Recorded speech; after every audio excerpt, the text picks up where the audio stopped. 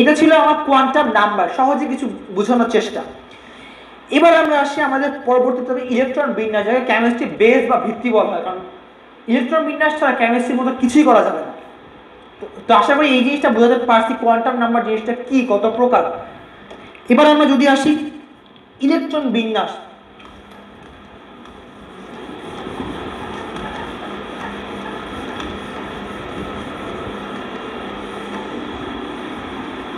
যদি আমরা এখন আসি ইলেকট্রন বিন্যাস নিয়ে কিছু কথা বলতে চাই, আগে আমি ইলেকট্রন বিন্যাসটা লিখে নিই।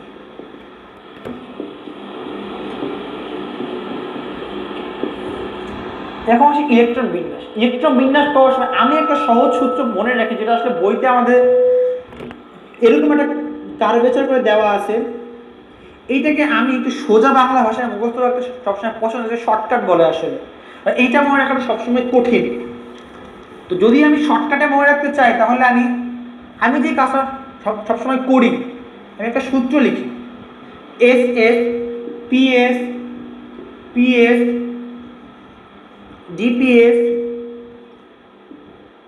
ডিপিএস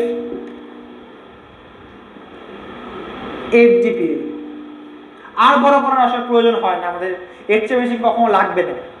যদি আমি নাম্বার করা শুরু করি, 1s 2s 3s 4s 5s 6s 7s, P শুরু হয় 2 থেকে, 2p 3p 4p 5p 6p। যদি ডিতে আসি, ডি শুরু হয় 3 থেকে, 3d 4d 5d। এফ আমার শুরুই হয় মূলত 4 থেকে, তা 4f। এইভাবে করে যদি আমরা আসলে মনে রাখার চেষ্টা করি ইলেকট্রন বিন্যাসটা, তাহলে আমার মনে হয় যে আসলে কঠিন হওয়ার কোনো কথা না। খালি এই ফ্লোটা একটু মনে রাখা দরকার, যে আসলে কোনটার আগে কোনটা আসে। এখানে আমার চার্ট ওয়াইজ যেটা আসছে, এটা হলো শক্তি অনুযায়ী, যে আসলে ইলেকট্রন কোথায় আগে যাবে এবং কোথায় পরে যাবে।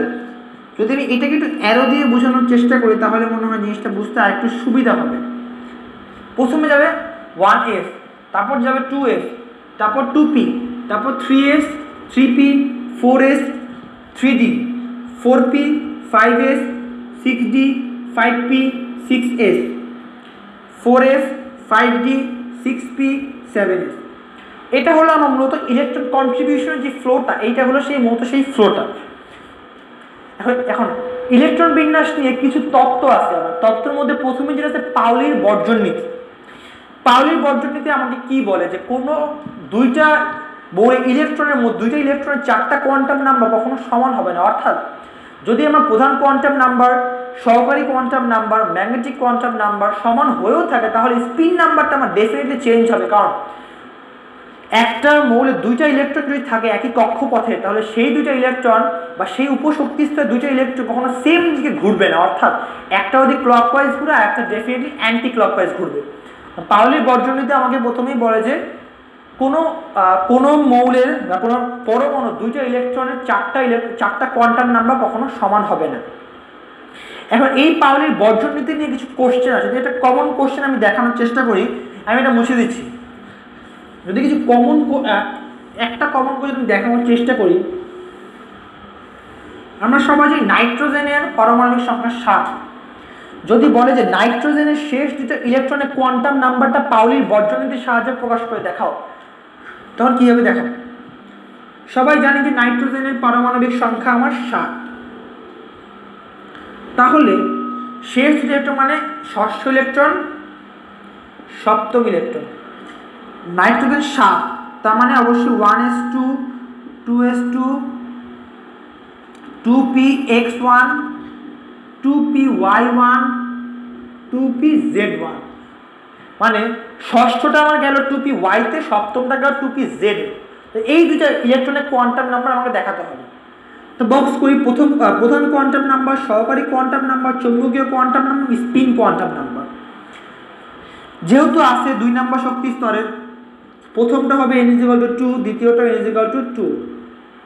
এবার আসি l এর ক্ষেত্রে। l মানে আমরা কি বলছিলাম তখন, যে 0 থেকে n-1 পর্যন্ত। ধরলাম এটা 1, এটা 1।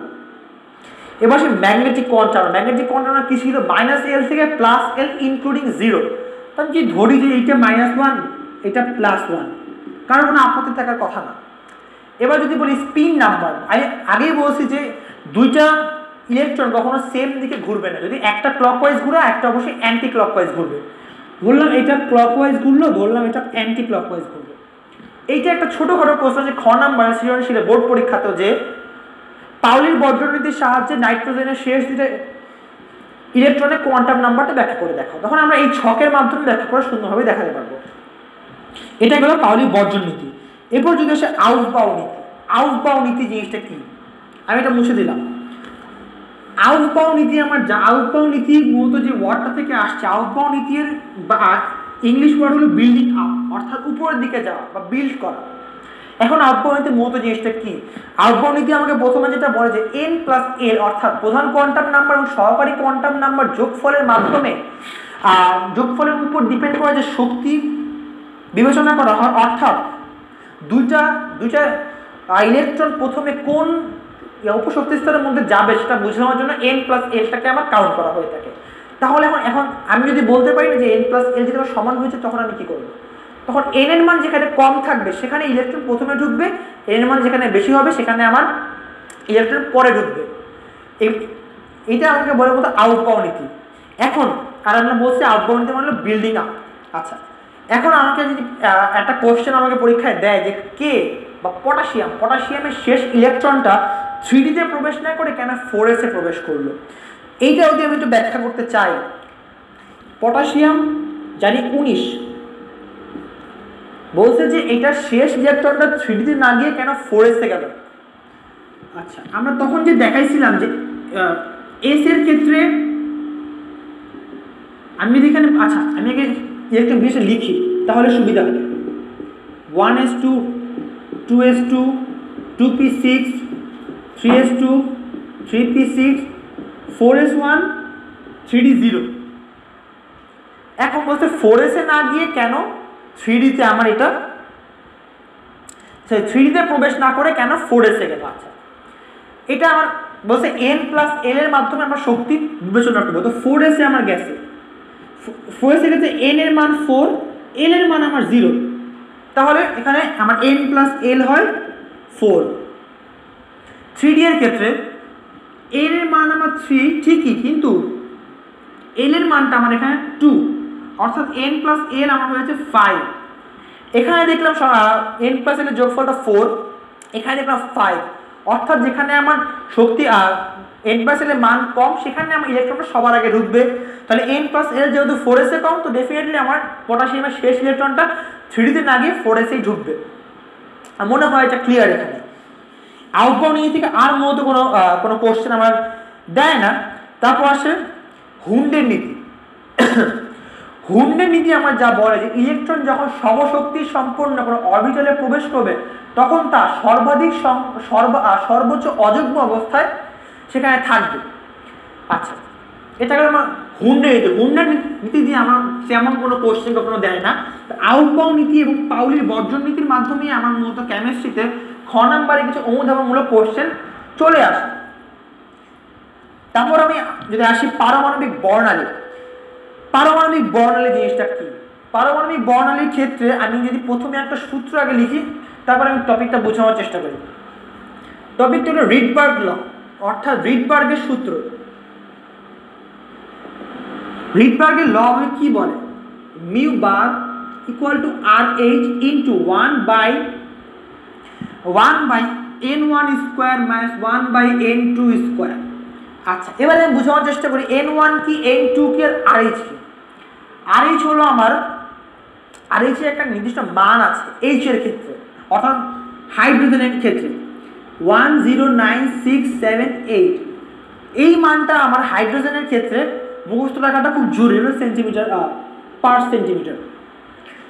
আর এইচটা দিয়ে যেহেতু এই RH-টাকে আমার ফর্মুলার মধ্যে রাখতে হচ্ছে না, এই মানটা মুখস্থ করে না দরকার, কারণ এই মানটা পরীক্ষার কখনো দিয়ে দেবেন। এবার আসি n1 কি এবং n2 কি। পারমাণবিক বর্ণালী তখনই একমাত্র তৈরি হবে যদি একমাত্র ইলেকট্রন এক শক্তিস্তর থেকে অন্য শক্তিস্তরে গমন করে, হোক সেটা বিকিরণ করা হোক সেটা শোষণ করা, দুই ক্ষেত্রেই আমার একটা পারমাণবিক বর্ণালী হিসেবে তৈরি হবে। এবার আসি, তো বর্ণালী যখন তৈরি হবে তার মানে একটা থাকবে নিম্ন শক্তি স্তর, একটা হবে আমার উপর শক্তি স্তর বা উচ্চ শক্তি স্তর। এবার আমার প্রথমে মাথায় রাখতে হবে যে এখানে মানটা পজিটিভ আনতে হবে। যদি আমার ইলেকট্রনটা তৃতীয় শক্তি স্তর থেকে পঞ্চম শক্তি স্তরে গমন করে, যদি আমি n1টাকে 3 ধরি, n2কে 5 ধরি, তাহলে মানটা আমি মাইনাস, সেটা আমার এখানে ফর্মুলার সাথে ম্যাচ করবে, এটা ক্র্যাশ লেগে যাবে। n1টা হলো যেখানে আমার যাবে, অর্থাৎ অলওয়েজ বড় মানটা বসাবো n1 এ। যদি বলে তৃতীয় শক্তি স্তর থেকে পঞ্চম শক্তি স্তরে যাবে বা পঞ্চম শক্তি স্তর থেকে তৃতীয় শক্তি স্তরে নেমে আসবে, তাহলে এই পঞ্চম মান যেখান থেকে আসবে এটা আমার n1, যেখানে আসবে এটা আমার n2। আবার সহজে মনে রাখতে পারি যে বড় সংখ্যাটা হবে n1, ছোট সংখ্যাটা হবে আমার n2। এবং আচ্ছা, এবার আমরা যদি আসি যে এই বর্ণালীর উপর ভিত্তি করে পাঁচ ধরনের বর্ণালী, 5 জন বিজ্ঞানীর নামানুসারে 5টা বর্ণালী আমার তৈরি করা হয়েছে। 5টা বর্ণালী কি আমি লিখি: লাইম্যান, বামার, প্যাশ্চেন, ব্র্যাকেট, ফান্ড বা ফুন্ড, যাই বলো না কেন। 6 নাম্বার হামফ্রে। এবার আমি আসি, সবগুলোর ক্ষেত্রে তুমি দেখাই n1 কত হবে, n2 কত হবে। এগুলোর ক্ষেত্রে n1 এর মানগুলো আবার একটু ভ্যারি করে। লাইম্যানের ক্ষেত্রে n1 = 1, n2 অসীম, 2 থেকে অসীম পর্যন্ত। আবার মানে অর্থাৎ 2 এর বড়, n2 আমার 2 থেকে শুরু করে n2 আবার 3 এর বড়, 3, 4, 5, 6। আচ্ছা, এভাবে না লিখে সংখ্যা দিয়ে লিখি ইনফিনিটি পর্যন্ত। আবার বামানের ক্ষেত্রে n1 আমার 3, এখানে n2 হবে অবশ্যই 4 থেকে শুরু করে ইনফিনিটি পর্যন্ত। প্যাশ্চেনের ক্ষেত্রে n1 আমার 4, n2 হবে 5 থেকে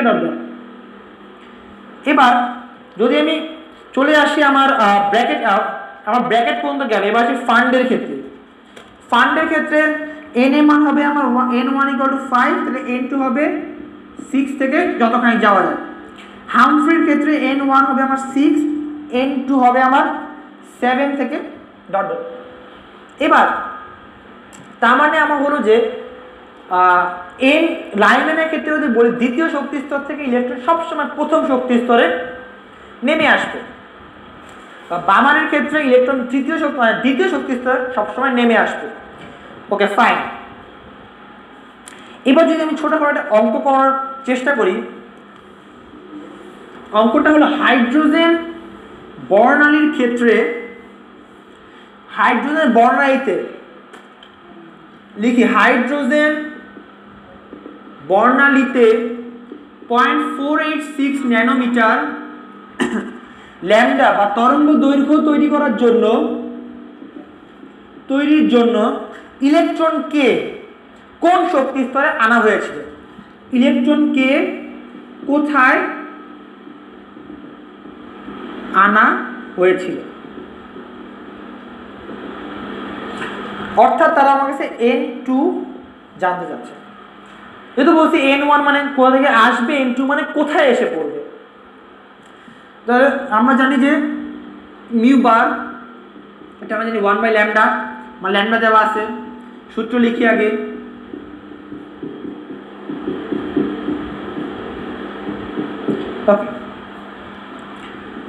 এখানে বলছে আমাকে n2 এর মানটা বের করতে। এখানে আমি সব কয়টা মান বসাবো। ল্যামডা দেওয়া আছে 0.486 ন্যানোমিটার, তারপরে দেওয়া আছে RH এর মান জানি 109678, n1 দেওয়া, n2। এবার n1টা তো দেওয়া নাই, যদি মানুষ কোশ্চেন করে n1টা কোত্থেকে আসবে।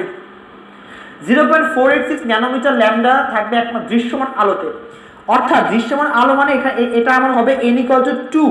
n = 2 কেন হবে, কারণ আমার বামার সিরিজের মধ্যে সব কয়টা আমার দৃশ্যমান আলো। তার মানে আসলে ম্যাথ করার সামনে বুঝে নিতে হবে যে এই ল্যামডার উপর ভিত্তি করে n1 যদি বলা নাও থাকে আমাদের n1টা বের করে নিতে হবে।